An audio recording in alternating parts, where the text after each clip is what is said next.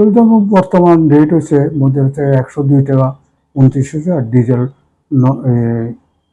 90 টাকা 20 পয়সা পেট্রোলের। পেট্রোলটা হচ্ছে 3বার বাড়ছে এই পর্যন্ত, 15 তারিখ বাড়ছে একবার, 19 তারিখ হচ্ছে, আর 22 তারিখ মধ্যরাত থেকে। তো এটা পেট্রোল 4 টাকা 79 টোটাল বাড়ছে, আর ডিজেল হচ্ছে 4 টাকা 67 টোটাল বাড়ছে। হ্যাঁ, না না, ক্রাইসিস 2 দিন 2.5 দিন ছিল, ক্রাইসিস তেমন কোনো। এবং গত ইয়াতে যুদ্ধলাভের মধ্যে একটা ক্রাইসিস ছিল, ওই ক্রাইসিসে এবার চোখে পড়ছে না। তো ছিল কয়দিন, ছিল 2.5 দিনের মতো ছিল।